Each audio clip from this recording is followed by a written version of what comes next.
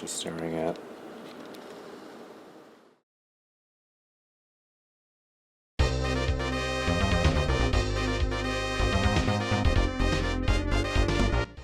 Street Fighter EX Plus Alpha. The updated version of Capcom's first attempt at bringing their prized 2D fighting game series into the third dimension to mixed results. Allegedly, I never played it.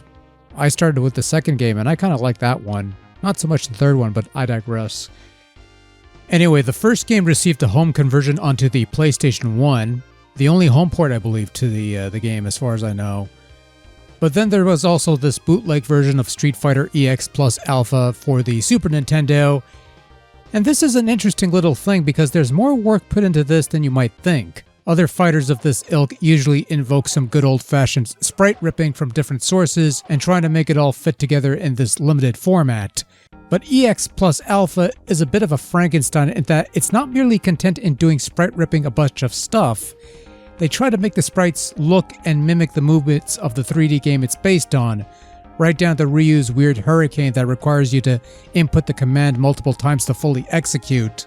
And I gotta say, I'm almost shocked by the effort that went into this, not to just pick out specific characters, but also recreate their emotions somewhat, and sure, it doesn't look particularly great in motion with the choppy frame rate and all that, but listen, these sprites are a smidge taller and larger than the other game they made that I played. It's not just copy and paste affairs, that would have been simpler, much easier to do.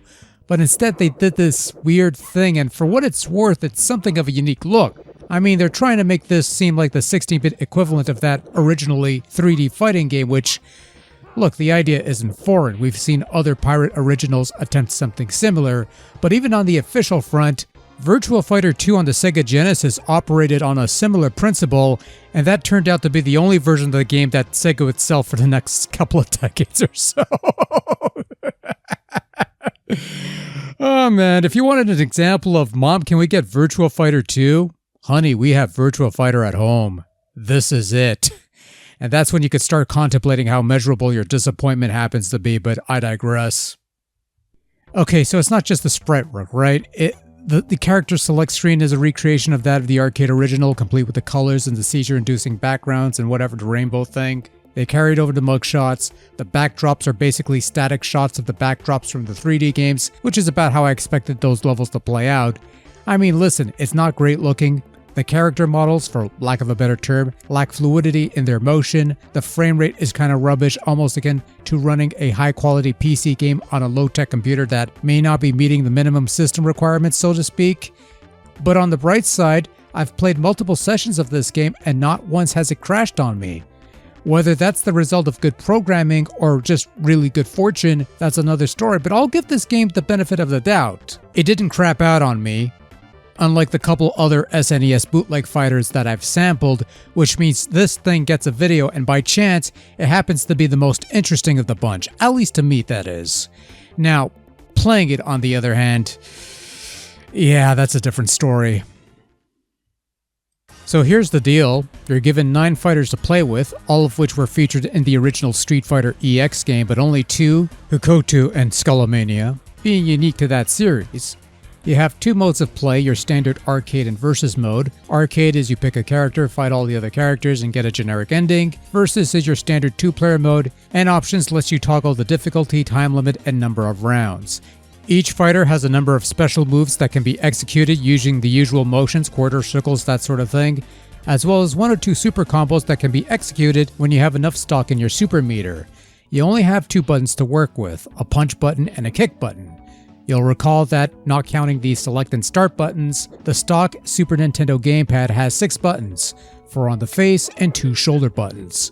So we're really underutilizing the base assets here, and that's even before touching on the controls themselves, which is flaming hot garbage. Pulling off special moves tends to be a finicky thing. Sometimes they work and sometimes they don't. It is a common ailment with a lot of these bootleg fighting games, although some exceptions show that control can be fairly solid even on the bootleg level.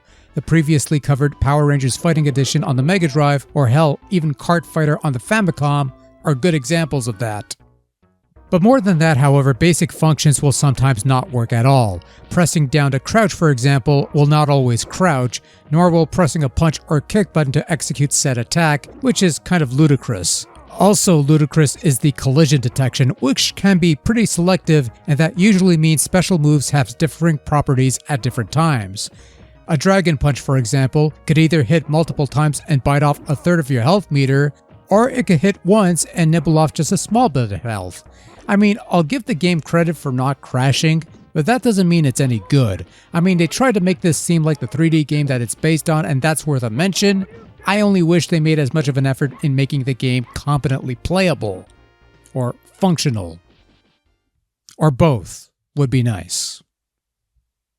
Right, so I'm not going to touch on the sound all that much. You hear it clear as day. It's pretty much ripped from Street Fighter 2 right down to the music and sound effects. There's some missing percussion and instrumentation in some of the themes, but other than that, you've heard this all before when you were playing a much better game on the Super Nintendo. Shameless to rip this wholesale? Sure, but at least the game doesn't sound like ass.